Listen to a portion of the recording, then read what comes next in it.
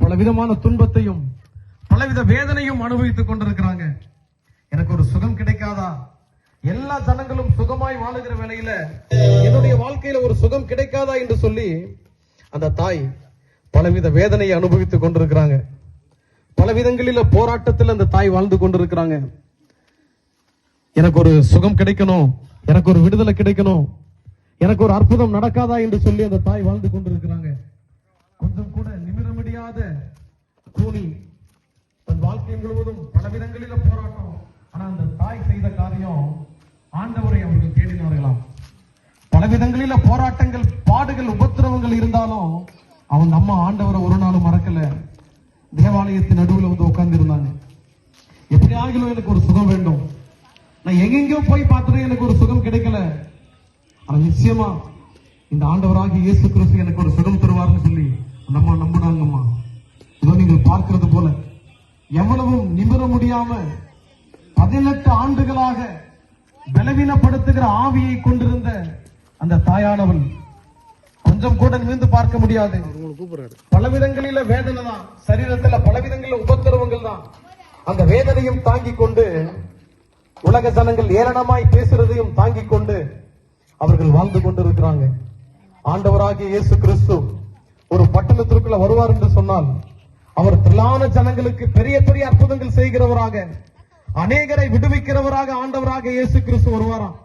ஆண்டவர் எந்த பட்டணத்துல எங்கு போனாலும் சரி அவர் குருடருக்கு பார்வையை கொடுப்பார், செவிடரை கேட்க செய்வார், முடவரை நடக்க செய்வார், பலவித வியாதியஸ்தர்களை சுகப்படுத்துவார். மரித்து போன சரீரத்தை பார்த்து அவர் சொல்லும் பொழுது உடனே மரித்த சரீரங்கள்லாம் எழுந்து வருமா.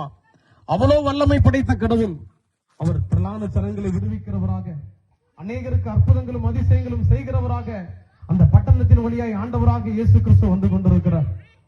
அநேகரை விடுவித்துக் கொண்டு வந்து கொண்டிருக்கிறார். ஆண்டவராக இயேசு கிறிஸ்து எந்த பட்டணத்துல எங்கு போனாலும் சரி திரளான கூட்ட ஜனங்கள் அவர் பிறகே போவாங்களாம். காரணம், அவரிடத்துல அநேக அற்புதங்கள் உண்டு. பாவத்தில் இருக்கிற ஜனங்கள் எல்லாம் பெரிய பெரிய விடுதலை அடைந்தார்கள். இருளில் இருக்கிற ஜனங்கள் பெரிய வெளிச்சத்தை கண்டார்கள். அநேகருக்கு அற்புதங்களும் அதிசயங்களும் செய்தவராக ஆண்டவராக இயேசு கிறிஸ்து அந்த பட்டணத்தின் வழியாய் போய் கொண்டிருக்கிறார். திரளான ஜனங்கள் அவரை நெருக்கினவராக போய் கொண்டிருக்கிறாங்க. அவருடைய பேரே அதிசயமானவர், ஆலோசனை தருகிறவர். அந்த கடவுள் அந்த வழியாக வந்து கொண்டிருக்கிறார். இந்த அம்மா எல்லாராலும் கைவிடப்பட்ட நிலைமை, எல்லாராலும் ஒதுக்கப்பட்ட நிலைமை, எல்லாராலும் புறக்கணிக்கப்பட்ட நிலைமை, எல்லாராலும் அவமானப்படுத்தப்பட்ட நிலைமையில் இந்த தாய் வாழ்ந்து கொண்டிருக்கிறாங்க. 18 ஆண்டுகளாக இந்த பலவீனத்திலேயே வாழ்ந்து கொண்டிருக்கிறாங்க. எனக்கு ஒரு சுகம் கிடைக்காதா, என்னுடைய வாழ்க்கையில ஒரு அற்புதம் நடக்காதா என்று சொல்லி அந்த தாய் வாழ்ந்து கொண்டிருக்கிறாங்கம்மா. ஆண்டவராகிய இயேசு கிறிஸ்து அவர் அதிசயங்கள் செய்கிற கடவுள், அவர் அதிசயமானவர், அவர் அற்புதங்கள் செய்கிற கடவுள். தேவனால கூடாத காரியம் இந்த உலகத்துல ஒன்றுமே இல்லை. அவ்வளவு பெரிய அற்புதங்கள் செய்கிற கடவுள். மரித்து போன சரீரத்தையே பார்த்து, மரித்து அடக்கம் பண்ணப்பட்ட ஒரு மனிதனை கொண்டு போய் கல்லறையில வைத்தார்கள். 4 நாட்கள் ஆகிவிட்டது. சரீரம் நாற்றம் எடுக்கிற நிலைமையில வந்து விட்டது.